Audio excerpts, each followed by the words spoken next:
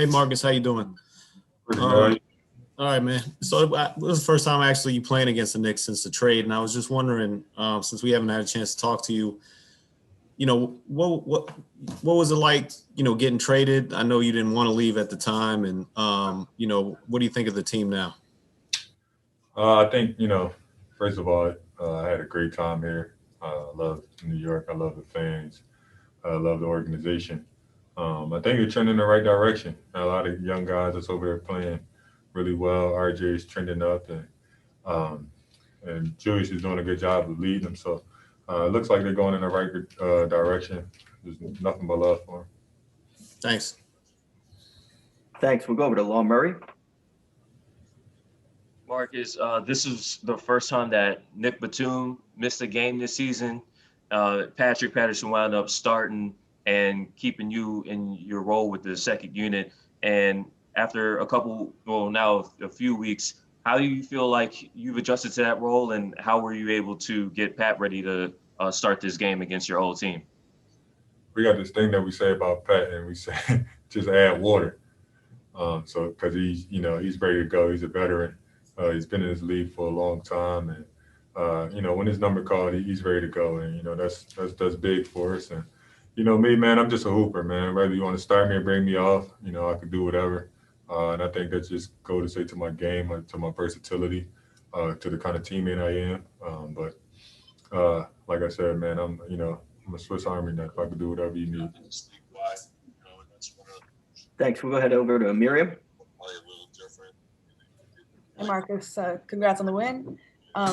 Obviously, you guys are getting used to playing games without fans. You've been doing it for months now. But are there ever moments like, when you're in a venue like that, like the Garden, where you kind of wish there were fans, or like you feel it? Definitely, man. It's nothing like playing in the Mecca.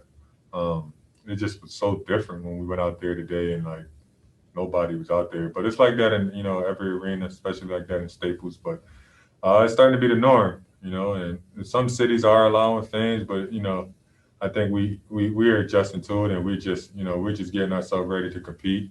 This was an early game, so we had to come out with our own energy. And second half, I thought we did a great job of hitting first and taking the game back in our hands. Thanks. Go over to Tomer. Hey, Marcus, congrats on the win. Today, Kawhi goes 1 of 3 from 3. PG goes 1 of 8, lose 1 of 5. You guys still finished with 17 makes on 45% shooting. Does that kind of three-point shooting surprise you, or is that kind of expected at this point with the looks you guys are getting? I think it is a credit to those guys too, man, because they pull the defense in so much. You got to double team them, and I think guys are just trying to gel and figure out their spots and where they're going to be open at, and where they can continue to to get open shots. And the best thing about this team is down from 1 through 5, we all can shoot the 3. And I think that definitely opens up the floor. Baca doing a great job. Pat came in, and I think he made 3 or 4. So it's a veteran group, and we're just continue to go forward. And when we're open, we're just making shots. Thanks. We'll go over to Shane Young. Hey, Marcus, congrats on the win. You and Kawhi have been, tied together. I think you're in the same draft and 1 pick apart, if I'm not mistaken. What have you seen since being his teammate? Is this the best you've seen Kawhi throughout your career together? And is there anything specific that he's added to his game over the last couple of years? Kawhi is just like the ultimate pro. He come in and get his work done. He don't say much. He keep his head down, game in and game out. You know what you're gonna get from him. Personally, I think I do see the motivation. He's definitely talking more. He's definitely more vocal this year. And I think last year he just felt like he could have changed some things, and that was one of them. And it was really good for our team. Him and PG are both playing at MVP levels, and it was good to watch. It's good to see. It's good to see how those guys train, because it's good for our younger guys to see what it takes the day in and day out to get better. And they're doing really well. They lead, and they're backing their game up too. So I'm excited to see how far and how good this team can be, and how good we can grow together. Thanks. Got time for a couple more. We'll go to Joe Varden first. Hey, Marcus.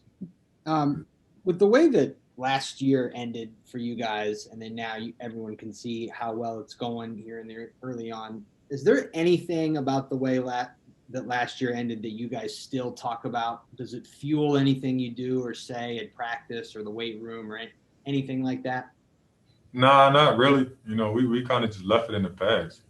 It's a totally different dynamic, totally different coaching staff, totally different players. You know, far as some of the guys that didn't return, and you know, it's a whole different atmosphere. I think guys are, you know, buying in a lot better. The coaches are, you know, giving us opportunity to be able to keep ourselves accountable and play the game how we want to play it and go the way we see it. And you know, it's fun, man. I told my twin brother this the other day, man. Playing for T. Lou is like it's like one of the things that, you know, I would have never expected in the NBA because we have a really good relationship. And you know, that's my guy, man, and it's easy to be able to talk to him. I call him anytime, and you know, it don't even have to be about basketball.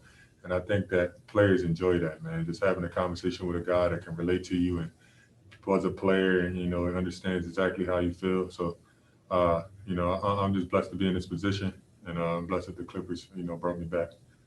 Thank you. Thanks, Joe. We'll take one final one from Kahari.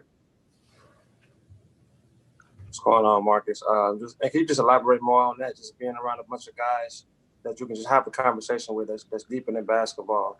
You know, just how beneficial is that for you? And also can you just elaborate on just coming when you first come into the Clippers? You know, just having to sacrifice shots for a bigger goal, and then you know, but it's still a winning situation for you.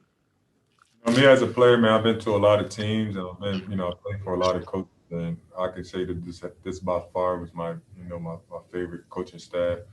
By having all the guys that actually played and guys that can relate, man. Chauncey Billups, Dante Jones, T. Lou, you got, you know, all the way down, man. These guys are, you know, they're into it. You know, they're emotional like us. You know, they're holding everybody accountable, and you know, it's been a good ride so far. And I think that, you know, we have something special going over here. And, you know, to answer your second question, hey, man, I had my opportunity to be able to show what I could do in New York. I think everybody took notice of that. And, you know, I used that platform to get on a bigger stage. And now, you know, I'm here to compete for a championship. And I've said it plenty of times, I want to be, you know, part of that team that wins that first championship for the Clippers. And I think, you know, we're trending in that direction. And that's the main goal. You know, I'm just excited, super blessed, man. And, you know, I'm continue to work hard, and whatever they need me to do, that's what I'm going to do.